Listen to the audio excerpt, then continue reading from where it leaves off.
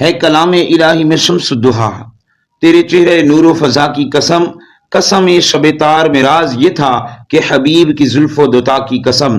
خالق کی ارض و سما قرآن مجید فرقان حمید میں ارشاد فرماتا ہے، یکاد زیتھا یضیء ولو لم تمسسہ نار نور علی نور یہدی اللہ لنورہ من یشاء۔ فرمایا قریب ہے کہ اس کا تیل بھڑک اٹھے اگرچہ اسے آگ نہ چھوئے، نور پر نور ہے، اللہ اپنے نور کی راہ بتاتا ہے جسے چاہتا ہے۔ مفسرین کرام فرماتے ہیں یہ چہرہ مصطفیٰ کے نور کی مثال ہے۔ آیت کریمہ کا معنی یہ ہے کہ حسن مصطفیٰ وہ نرالا حسن ہے کہ اگر نور قرآن آپ کو مس نہ بھی کرتا، یعنی آپ قرآنی آیات پڑھ کر نہ بھی سناتے، پھر بھی آپ اپنی پاکیزگی اور کمال حسن کے ذریعے جگمگا اٹھتے۔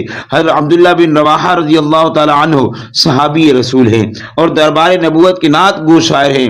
آپ فرماتے ہیں یعنی اگر حضور پر نور صلی اللہ علیہ وسلم کوئی اور معجزہ نہ بھی دکھاتے تب بھی آپ کے نبی ہونے پر آپ کا نظارہ حسن ہی بہت بڑی دلیل تھا۔ اسی لیے اسی مقام پر آ کر پیر مہر علی شاہ صاحب بول اٹھے، کہنے لگے اس صورت نو میں جان آکھاں کہ جانے جہان آکھاں، سچ آکھاں تے رب دی مشان آکھاں، جس شان تو شانہ سب بڑیاں۔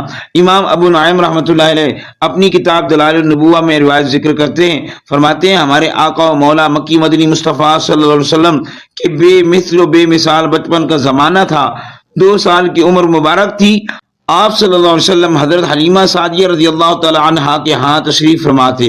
ایک روز حلیمہ سعدیہ رضی اللہ تعالی عنہا آپ صلی اللہ علیہ وسلم کو ساتھ لیے مکہ مکرمہ جا رہی تھی۔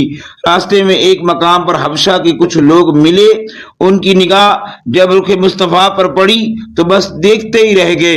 ان کے جلووں میں ہیں وہ دلچسپیاں جو وہاں پہنچا وہیں کا ہو گیا۔ راوی کہتے ہیں وہ حبشہ کے لوگ ٹک ٹکی باندھ کر دیدار مصطفیٰ صلی اللہ علیہ وسلم کی لذت میں مدہوش رہے۔ بالآخر پکار اٹھے، ھذا واللہ نبی، خدا کی قسم یہ اللہ پاک کے سچے نبی ہیں۔ سر سے پا تک ہر ادا ہے لاجواب، خوبروئیوں میں نہیں تیرا جواب، حسن ہے بے مثل صورت لاجواب، میں فدا تم آپ ہو اپنا جواب۔ حضرت عبداللہ بن سلام رضی اللہ تعالیٰ عنہ اسلام قبول کرنے سے پہلے غیر مسلموں کے بہت بڑے عالم تھے۔ آپ فرماتے ہیں کہ روز مدینہ منورہ میں خبر پھیلی کہ محمد صلی اللہ علیہ وسلم جنہوں نے مکہ مکرمہ کی سرزمین پر اعلان نبوت کیا ہے وہ ہجرت کر کے مدینہ تشریف لا چکے ہیں۔ یہ خبر سنتے ہی لوگ بارگاہ رسالت میں حاضر ہونے لگے۔ میں نے بھی چاہا کہ میں بھی دیکھوں کہ یہ کون ہستی ہے، چنانچہ میں بھی بارگاہ رسالت میں حاضر ہوا۔